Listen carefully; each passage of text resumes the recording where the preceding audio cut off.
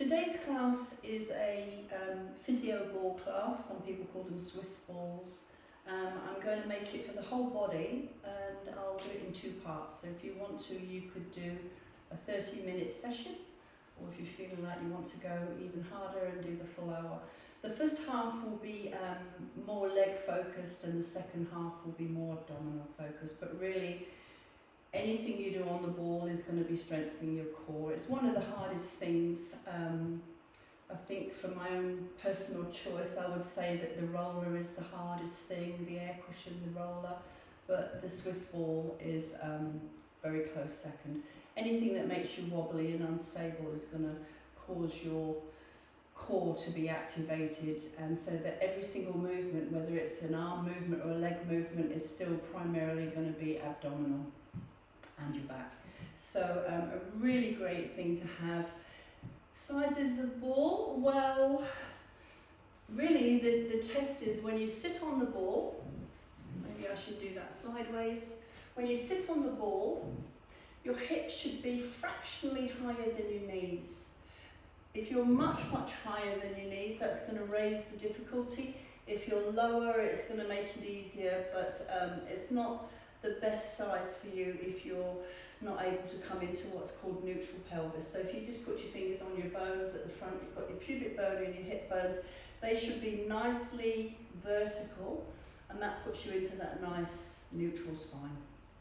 So a higher ball is going to make things very challenging, and as a lower ball is going to bring you into more of a tucked tail, which is not necessarily the best way to go. Also, the harder the ball, the more difficult it becomes. The softer the ball, the easier it becomes. So get the ball that's best suited for your size, pump it up to the height where your hips are fractionally higher than your knees, not too hard. You'll find that they're very hard in the beginning and then they soften over time as well, and you have to just every now and again just maybe pump them up again a little bit. So we'll start with standing, holding the ball.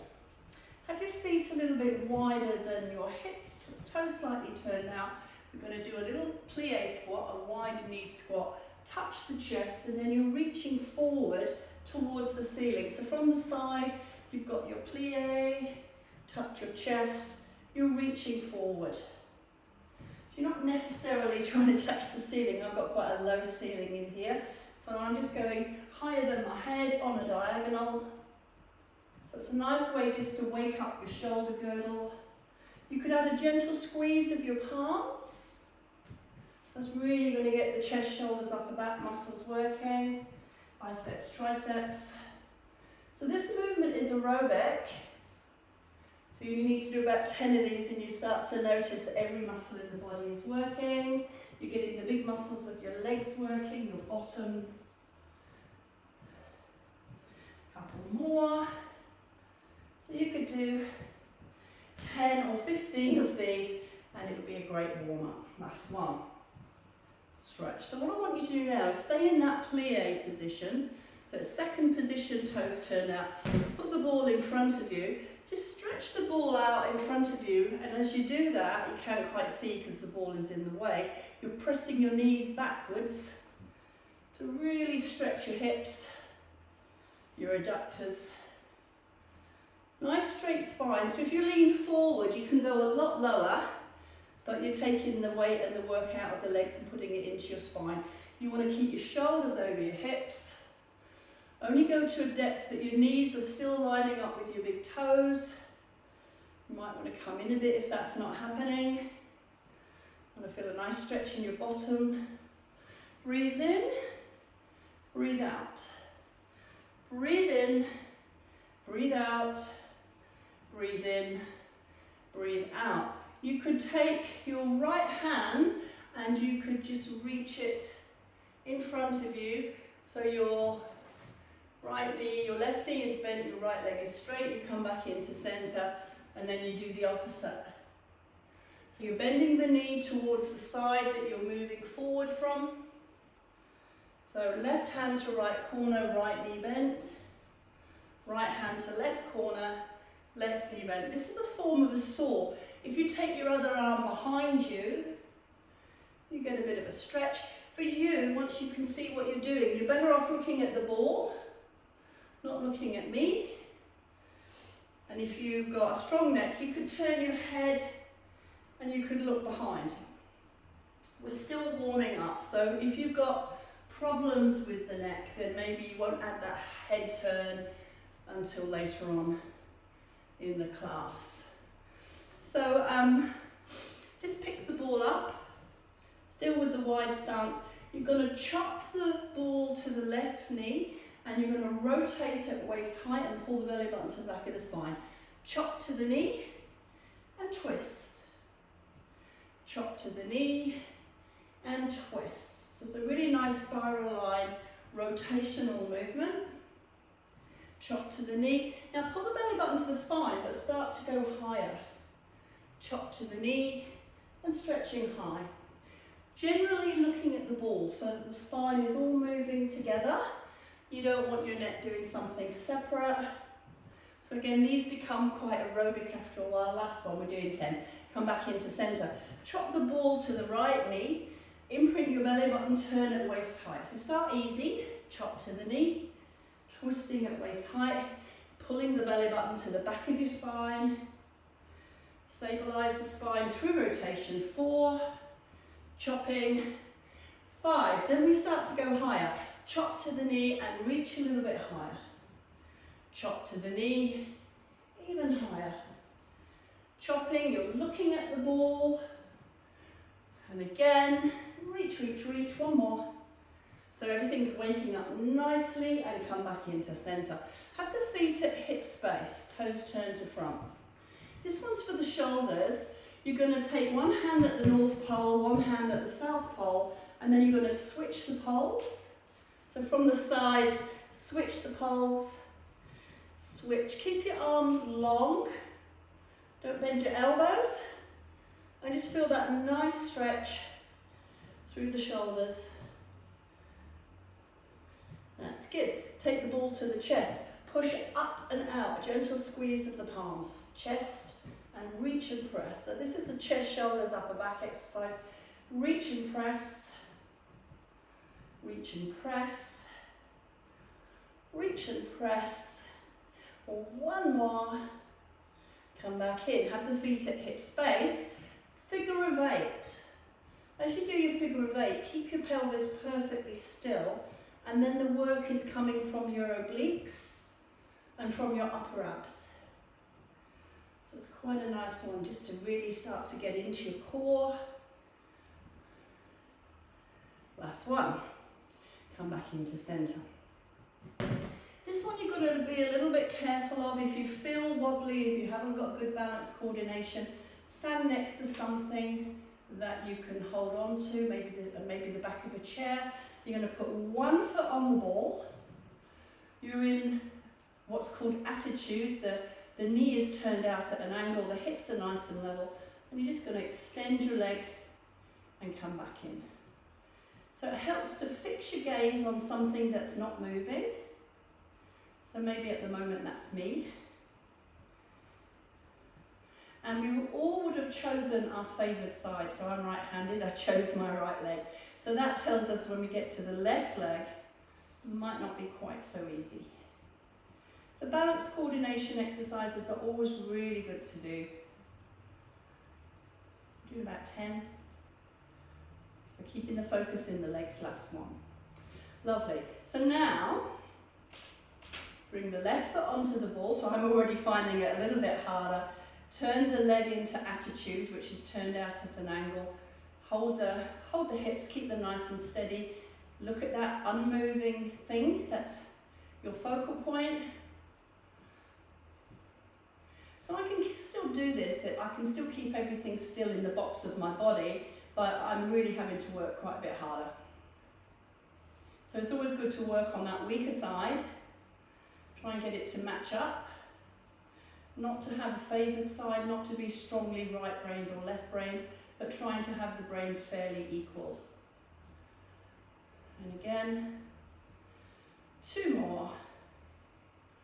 Last one. So maybe you're holding onto a chair as you do that. Okay, so coming to your mat, when you've got an exercise class with a ball, Just make sure that you're not on a rug that might slip as you're doing your exercises.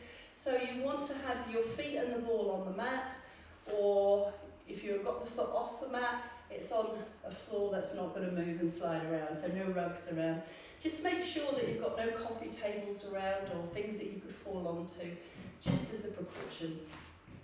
So we're coming into kneeling, and we're just going to have the knees at hip space. We're just going to do a cat stretch. We're just going to gently reach forward. Press your palms into the ball so you can feel that line of connectivity. And as you press into the balls, just feel the connection with your shoulder blade muscles. Drop your head between your ears. Ears between the shoulders is what I meant to say.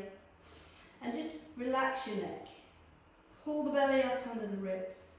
Just feel the stretch as you do that. And then slowly tuck your tailbone under. Think of a wave of energy coming up through the spine. And you bring the ball back in more with the energy in the spine than you do with the arms. So you're going to breathe in as you go outwards. Now if you've got a neck issue, the head, the ears are between the shoulders. If your neck's okay to look forward, you could try that. Just tuck your tailbone under, draw your sit bones together, contract your abs. Nice, slow, fluid roll back in. And if you lock your elbows, most of the movement is bringing the ball back through the spine. So breathe in, extend. Just feel your sit bones widening. Pull the belly up under the ribs. As you breathe out, draw the sit bones together, tuck under. Spinal roll, lock out the elbows. So there's hardly any involvement with the arms at all. Breathe in to stretch. Feel the sit bones widen, the stretch in your pelvic floor. As you breathe out, contract your pelvic floor, draw your sit bones together, tuck your tailbone under, and draw the ball back in. One more time, breathing in. Lengthen through the arms, through the spine. As you breathe out, draw the sit bones together, tuck under, contract your abs, draw the ball back in. So put the hands together on top of the ball. This is the form of a saw. You're going to breathe in and extend one arm behind, press into your forearm. Neck issues, you're looking down, and breathe out, tuck your tailbone under and come back in. Breathe in and reach opposite arm, palm turned up, a little bit of a push up to stretch your shoulders. As you breathe out, tuck your tailbone under, contract your abs, draw back in. Breathe in and reach. Maybe you're looking behind. That's if your neck's okay with that. As you breathe out, tuck your tailbone under, contract your abs. Breathe in and maybe you're looking behind. A little bit of a push to that back arm. It's a great shoulder stretch. Breathe out, tuck your tailbone, spinal roll to come back. So it's got elements of the cat stretch in it. Breathing in, look behind. Breathing out, tuck under. Last time, breathing in, breathing out. So just a lovely way to just open up the shoulder girdle. Just move your neck, make sure your neck's okay. So put the ball against your thighs, lying on the ball, chin on the ball, tuck your toes under. So if your feet are not on the mat, make sure your feet are on something that's not going to move. And you're going to just extend, bottom tight, and a little bit of a hyperextension. So you're not pushing on the ball, the hands are just loosely at the side. Just decide, how strong am I in my spinal muscles? And then come back in. So you're breathing in as you move in, you're breathing out. When you do anything like this, any sort of hyperextension, you're really using your bottom muscles because they give stability to the lower back. So bottom muscles, back muscles work together. Breathing out. Breathing in, slightly rising if you're comfortable with that. Breathing out. I think I reversed my breathing. So you can do it either way, but the general rule with breathing is to breathe out as you move out, to breathe in as you move in. But it's only a general rule. So this one's really lovely for the joints of your feet, your toes are tucked under. So I've gone back to breathing out as I move out. Breathing in as I move in. Keep it simple. Breathing out. Breathing in. So we're just waking up the core. We're giving our back a little bit of stretch. We're also stretching our psoas in the front of the spine, the muscles at the front of the spine. They can get pretty short and pretty tight if we sleep badly, if we sit for too long, if we get stressed, and come back in. Lovely. So I want you to just walk out onto the ball. Have your feet quite close together and you've got your pelvis on top of the ball. So the pelvis is relatively neutral. You've got the hands, shoulder space are a bit wider. If you've got neck issues, you're looking at the ball, you're not looking forward. So this would be a time to make sure you're looking, you've got your camera or your television in a place that you can see easily. You don't want to be doing this all with your head turned to the side like I am. So nice long neutral neck, level in the pelvis. Just see if you could lift your right leg to the height of your pelvis. So you don't want to come higher because that's going to compress your spine. So you're just coming to the level of your pelvis. So do that again. You're lifting, you're slightly turned out in the hip, the knee and the toe on that foot. So as you turn out, you're taking away the dominance from your quads. You're using the muscles in the back of the pelvis and just really using those smaller muscles. Stretch and lengthen. So we're doing 10 on one leg. Stretch and lengthen. So once you've found the height of the pelvis, you're stretching to the wall behind you, which is really going to make you work harder, but not take you out of a neutral spine or a neutral pelvis. And by the time you get to 7, you should be very aware of where your powerhouse is. So from the diaphragm to the pelvic floor, all your abdominal muscles, those oblique muscles wrapping around the sides, and the back muscles all joining in as well. Last one. Beautiful. So now, see if you can bring those feet together, lift the left leg in, turn out. No higher than your pelvis. Once you go above the level of the pelvis, you're not working the muscles anymore, but you are compressing the spine and its discs. So if you want to work harder, you're stretching a longer leg, as if you could touch the wall behind you. I'm looking forward now because my neck's getting uncomfortable with looking to the side. So you should be looking at your ball. So this is about 7 and I can feel my powerhouse now. 8 and 9. Really getting ready to stop and have a rest. 10. So bring the feet together. Come back into bent knees. You could turn your head to the side, hold the ball and just make some nice circles with your shoulder blades. So imagine you're drawing a circle on the ceiling with your shoulder blades. If you've got your ear on the ball, it's a really good neck stretch, but your head is supported. Just stop for a minute, bring your chin into centre, turn your head the other way and see if you can get the other ear on the ball and make the circles go in an opposite direction. I've got my toes tucked under.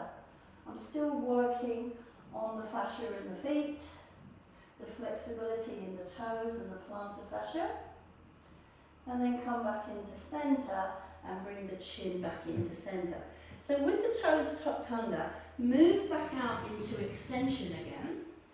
Nice level pelvis. So this time we're going to come a little bit more forward so I can only just touch the floor. Slightly turn out in both hips and see if you could lift both legs parallel.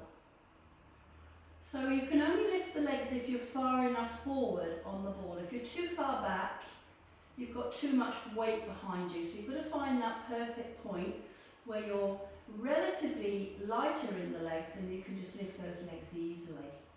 Again, you're in turn out. Pull up through the pelvic floor, pull up under the ribs. Think gymnast, you lift and you lengthen through the crown of the head, through the toes, and you come back down. You lift and you lengthen, you come back down. Lift and lengthen, come back down. Last one, lift and lengthen, stay turned out, swimming in the legs, and the movement is in the hip. So it's not in the knees. You're turned out, you're moving at the level of your hips where the legs come into the pelvis, and that makes your low back and your lower abs work really, really hard. Still try and create length in the spine, length in the neck, slowing it down. The other thing is, as you do your swimming, your ball should not be bouncing. If it's bouncing, you need to use your abs more. So bend your knees and come into kneeling. Turn the head to the side. Just do, again, some little circles. Hold the ball. And go the other way. Turn your head the other way. Just releasing any tightness as you give your abs a bit of a rest. Come back into centre. So we're rolling out onto the ball again. You find that perfect point where the legs are relatively light. You're in turn out, and we're going to do a hamstring curl and stretch. Hamstring curl and stretch. It's almost as though you're trying to touch your bottom with your heel, touch your bottom. So you're stretching your quads, you're working your hamstrings. Your abs are working like crazy because you're still on this very unstable ball. One more each. Feet to the floor and come back into kneel. So, working the legs in a side-lying position. This is quite a challenging, I think probably of all the leg exercises, this short section is quite hard. So just see how you go. You're going to lie over the ball, and you want the ball, I generally say lean away from the ball, so the ball is touching your thigh, so that when you lie into it, you're almost pinching the ball. You should be able to hold the ball without your hands. Lining up through the shoulder, the hip, the knee and the ankle, so you want to be in perfect alignment. Hand at the front of the ball stops you moving forward, hand at the side stops it moving that way. All the forces are downwards, so the ball's not going to lift or move, and just lift and lower through the foot. So as I say, this is quite challenging. You could lie on the ball, make it a little bit easier, or you can even come up even higher on the ball. It's up to you. So the higher you are in your torso, the harder you're going to be working through these leg muscles. So we're going to lift smoothly, lower, so you're not throwing the leg up and then dropping it down. You're lifting with control, lowering with control. Lifting and lowering. So we're doing about 10. And then the way to make this easier is to break it down. So if you bring your knees together and sit into your heels, just stretch your bottom for a minute. Go to the other side. Lean away from the ball, put the ball into the thigh. Lying over the ball, just see if you can hold the ball without gripping. Everything's lining up through the side, and you're going to lift and lower.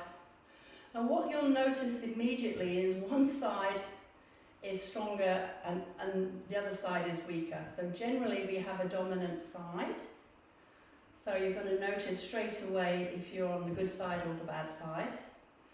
So these exercises are great for balancing that out. Okay. If you're finding it difficult, you focus on your core. You're pulling up through the pelvic floor, up under the ribs, draw the waist in. Tighten the core so that the weaker side doesn't have to do all the work. It's about 9, that's about 10. So coming into kneeling, you could put the ball in front of you and just stretch your bottom. Come back up. Ball to the other side. You're leaning away, put the ball against the thigh, lean into the ball. Check that you've got a good firm connection with the ball, everything lining up. So how about this one? We lift the leg and we're going to bring the knee to the ball, extend the leg. So that's an abdominal crunch, extension.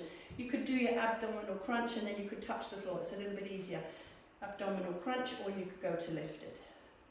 Focus on your core, on your powerhouse, not the leg.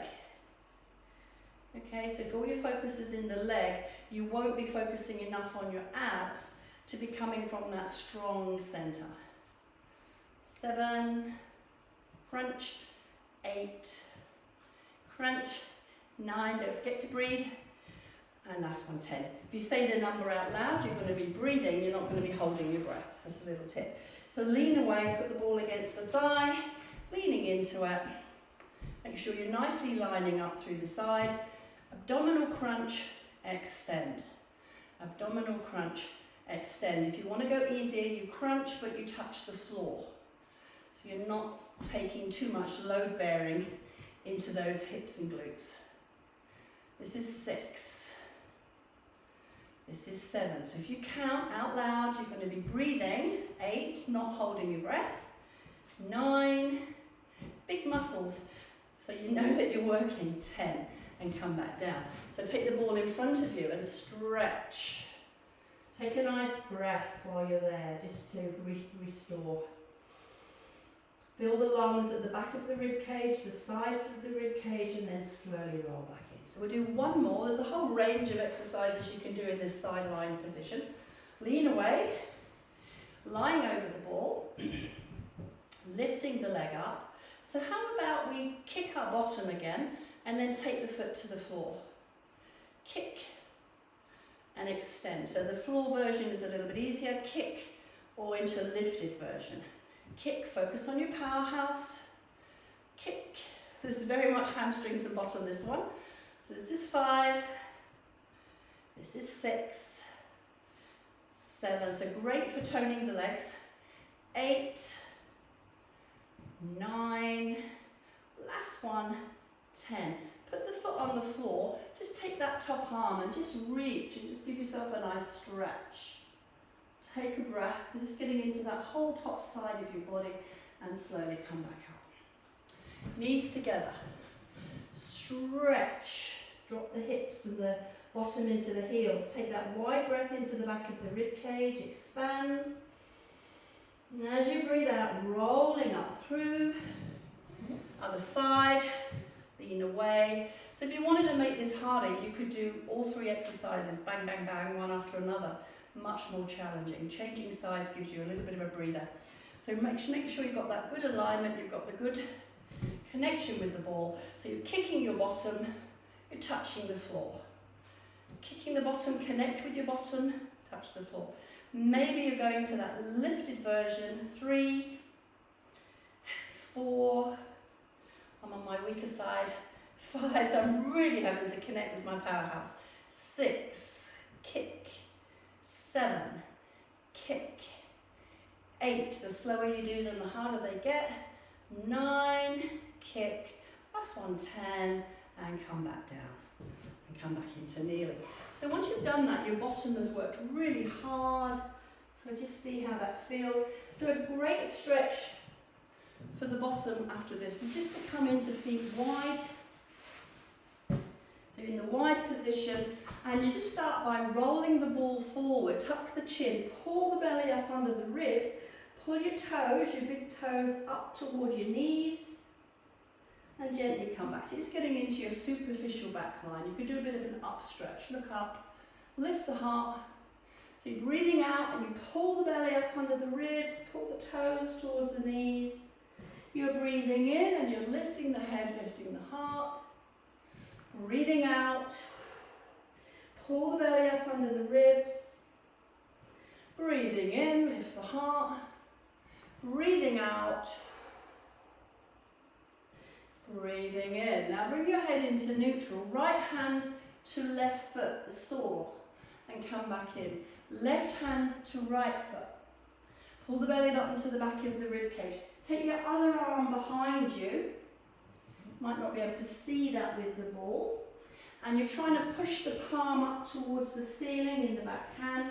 You can be looking at your thigh, neck friendly, or you can be looking down the arm that's behind you. A little bit more work for your spine and your neck.